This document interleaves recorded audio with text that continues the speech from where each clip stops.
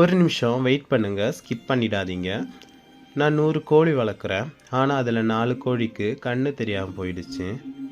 இது என்ன ப்ராப்ளம்னு எனக்கு புரியலை. உங்கள் ஹெல்ப் வேணும். வீடியோ முடியும் வர பார்த்துட்டு கண்டிப்பாக சொல்லுங்கள். நீங்கள் பார்க்குற இந்த கோழி அதில் 4 கோழி தான். பார்க்க முடியலனாலும் சவுண்டு கேட்ட மாதிரி ரியாக்ட் பண்ணுது.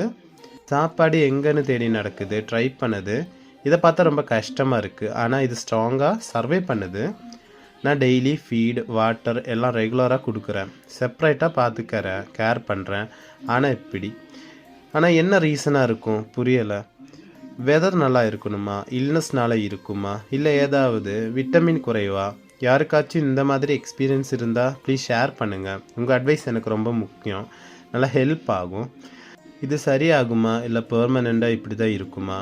டாக்டர்கிட்ட கொண்டு போகணுமா, இல்லை மெடிசன் ட்ராப்ஸ் ஏதாவது யூஸ் பண்ணணுமா, இல்லாட்டி கேரை எப்படி இம்ப்ரூவ் பண்ணணும் ஏதாவது சொல்லுங்கள். ஆனால் கண்டிப்பாக அதுக்கு ஏதாவது வழி இருக்குல்ல. ஏன்னா இது இப்போது 1 மந்த் ஆகிடுச்சு. நான் கொஞ்சம் டேப்லெட்ஸு, விட்டமின்ஸ் எல்லாம் கொடுத்து பார்த்தேன். ஆனால் அது சரியாக மாட்டேங்குது. கண்டிப்பாக கோழி வளர்க்குறவங்க இந்த விஷயத்தை இதுக்கு முன்னாடி எக்ஸ்பீரியன்ஸ் பண்ணியிருப்பீங்க, க்யூரும் பண்ணியிருப்பீங்க.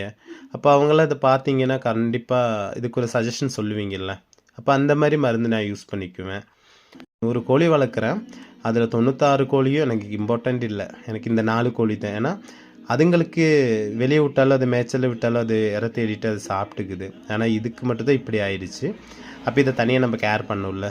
நான் டெய்லியும் வெளியில் விட்டு தான் அதுக்கு கொஞ்சம் ஃபீடு கொடுத்து இன்ஜெக்ட் பண்ணிட்டுலாம் தான் நான் ஃபீட் கொடுத்துக்கிட்டு இருக்கேன். ஆனால் இதுக்கும் சர்வே பண்ணணும்னு ஒரு ஆசை இருக்குல்ல.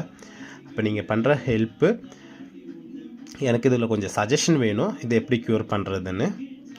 இந்த மாதிரி ரியல் வில்லேஜ் அனிமல் வீடியோஸ் பிடிச்சா லைக் பண்ணுங்கள், ஷேர் பண்ணுங்கள், ஃபாலோ அண்ட் சப்ஸ்கிரைப் பண்ணுங்கள், சப்போர்ட் பண்ணுங்கள் ஃப்ரெண்ட்ஸ்.